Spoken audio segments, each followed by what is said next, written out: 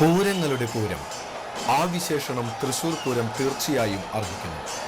ആചാരങ്ങളുടെ കണിശതയിലും ആഘോഷ പെരുമയിലും പ്രശസ്തിയിലും തൃശൂർ പൂരത്തെ വെല്ലാൻ ഇന്ന് മറ്റൊരു പൂരമില്ല. ഭാരതത്തിന്റെ വിനോദസഞ്ചാര ഭൂപടത്തിൽ തൃശൂർ പൂരത്തിന്റെ സ്ഥാനം ഒട്ടും ചെറുതല്ല. അതുകൊണ്ട് തന്നെയാണ് ഈ പൂരങ്ങളുടെ പൂരം കാണാൻ നാട്ടുകാരെ കൂടാതെ സമുദ്രങ്ങൾക്കപ്പുറത്തു നിന്നും വിദേശികൾ വരെ തൃശൂരിലേക്ക് ഒഴുകിയെത്തുന്നത് ലോകത്തെ ഏറ്റവും നയനാഭിരാമമായ കാഴ്ചകളിലൊന്ന്. 2 നൂറ്റാണ്ടിലേറെ പഴക്കമുണ്ട് തൃശൂർ പൂരത്തിന്. കൊച്ചി രാജാവായിരുന്ന ശക്തൻ തമ്പുരാനാണ് ഇന്ന് കാണുന്ന രീതിയിൽ പൂരം ചിട്ടപ്പെടുത്തിയത്. പൂരത്തിലെ പങ്കാളി ക്ഷേത്രങ്ങൾ 10. പ്രധാന ക്ഷേത്രങ്ങൾ പാറമേക്കാവും തിരുവമ്പാടിയും.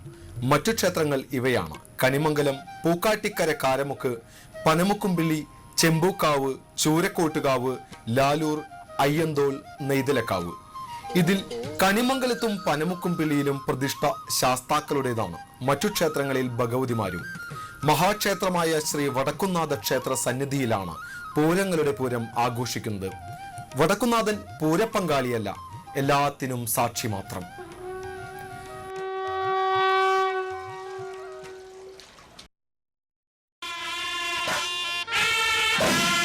നാദവർണ്ണങ്ങളുടെ മനോഹര സമ്മിശ്രണമാണ് തൃശൂർ പൂരം.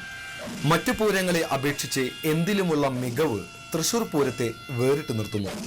മേളത്തിലായാലും വെടിക്കെട്ടിലായാലും ആ മികവ് പ്രത്യേകം മനസ്സിലാക്കാൻ സാധിക്കും.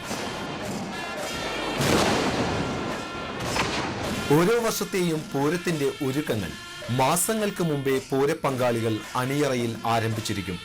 പ്രധാന പൂരപ്പങ്കാളികളായ പാറമേക്കാവും തിരുവമ്പാടിയും ചേർന്ന് തേക്കൻകാട് മൈതാനിയിൽ ആരംഭിക്കുന്ന പൂരം പ്രദർശനത്തോടെ പൂരലഹരി ഉണരുകയായി.